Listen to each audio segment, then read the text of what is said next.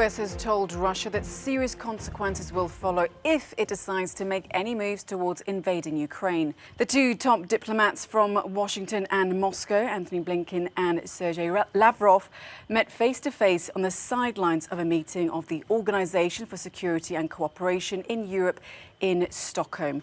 The meeting comes amid rising tension over Russia's military buildup along Ukraine's border, but Lavrov has accused NATO of positioning forces near Russian borders.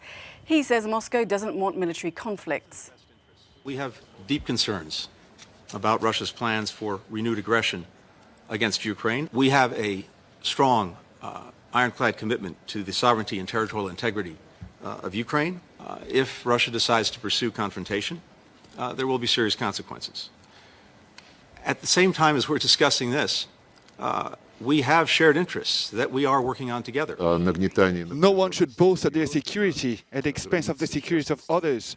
Any further movement of NATO to the east would categorically impact our fundamental security interests.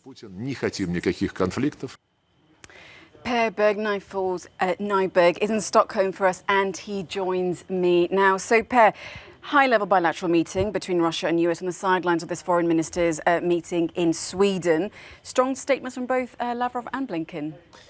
Absolutely, Mariam. This is a very tense meeting that's going on here in Stockholm right now. It was actually tense even before these four ministers arrived here, following Blinken's quite harsh words at the NATO meeting in Riga yesterday, where he was also warning Russia against any kind of further military aggression towards Ukraine.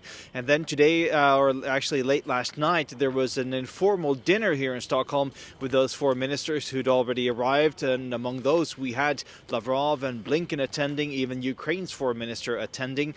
And the host, Ann Linde, Sweden's foreign minister, she described that meeting late last night as extremely tense, with some very tense discussions. And then we had this bilateral meeting happening today between Lavrov and Blinken.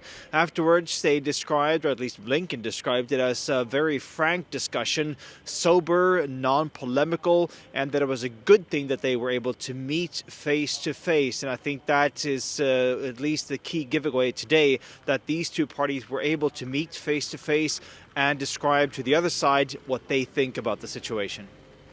Okay, suppose you mentioned the key giveaway there, but what comes next? What steps do we expect both Biden and then Putin to take? Well, we've heard from Blinken today saying that both sides are going to go back and report to their respective presidents, Lavrov to Putin and Blinken to President Biden. We even expect there to be some kind of a meeting or conversation taking place between the two presidents in the near future. That's the message from Blinken.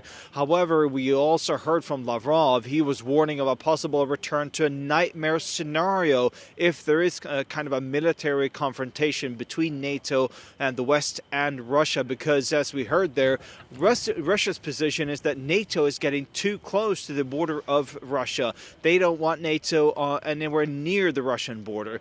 However, Blinken and the West feels that this Russian troop buildup near the Ukrainian border is just sort of a stage before Russia attacks Ukraine. And Blinken even said that Russia is working to destabilize Ukraine from within.